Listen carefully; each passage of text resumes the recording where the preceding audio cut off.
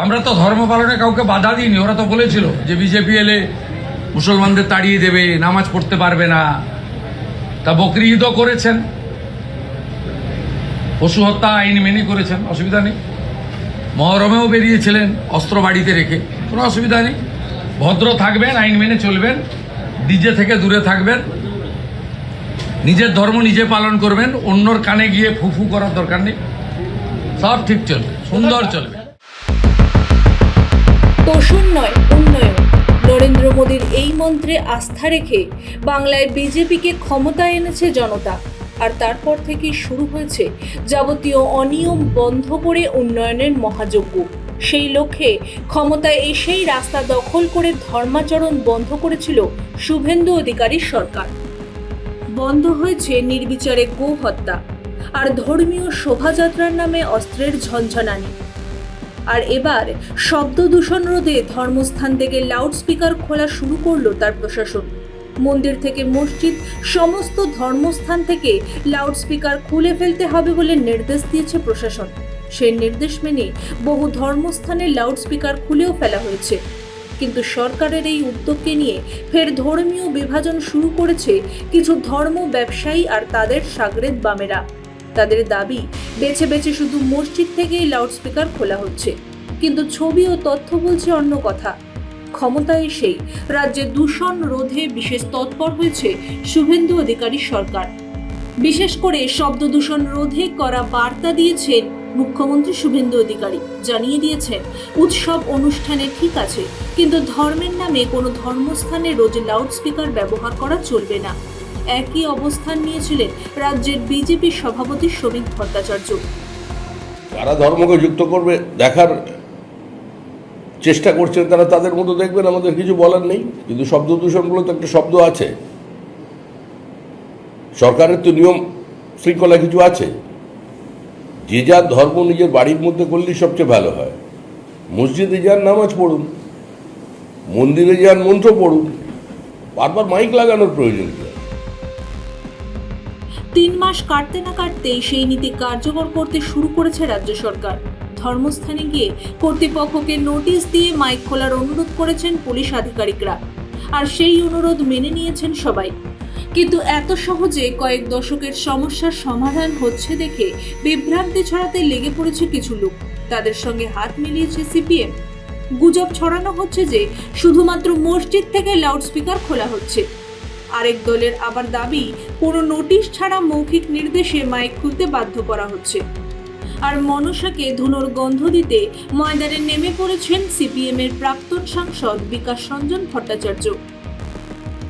যে পুলিশ থেকে তাদের গিয়ে হুমকি দেওয়া হচ্ছে যে মসজিদে মাইক বাজানো চলবে না। পুলিশের এই ভূমিকাটা আইনসম্মত নয়। মাইক প্রচার করার কোনো নিষেধাজ্ঞা কোনো আইনে নেই। ভেবে দেখুন, যে কাজটা তথাকথিত নাস্তিক বামেদের করার কথা ছিল, সেই কাজটা করলো বিজেপি। আর সেজন্য বামেরা বিজেপিকে গাল পাড়ছে। ঠিক কতটা বড় ভণ্ড ভারতের বামেরা। তাহলে এবারে সত্যিটা দেখুন, শুধু মসজিদ নয়, মন্দিরেও খোলা হচ্ছে মাইক। বিভিন্ন জেলা থেকে সেই ছবিও প্রকাশ্যে এসেছে। তবে তাতে গেল রব ওঠেনি। বিনা নোটিশে মাইক খুলতে বলার যে অভিযোগ উঠেছে তাও কতটা ভিত্তিহীন তা ইতিমধ্যে প্রকাশ্যে চলে এসেছে। এই দেখুন, মাইক খুলতে অনুরোধ করে থানার চিঠি, যে চিঠি সোশ্যাল মিডিয়ায় পোস্ট করেছে এক ইমাম।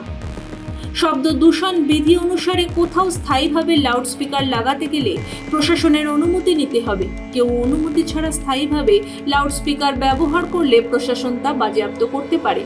রাজ্যের যে সমস্ত ধর্মস্থানে লাউডস্পিকার লাগানো রয়েছে তার প্রায় কোনোটিরই অনুমতি নেই। ফলে পুলিশ চাইলে যে কোনো মন্দির বা মসজিদ থেকে লাউডস্পিকার খুলে বাজেয়াপ্ত করে থানায় নিয়ে যেতে পারত, কিন্তু তারা তা করেনি।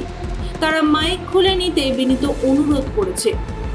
যদিও কাকে কান নিয়ে গেল শুনে যারা কাকের পেছনেই দৌড়নোয় বিশ্বাসী, তারা ইতিমধ্যে মুখ যা পোড়ানোর পুড়িয়ে ফেলেছে।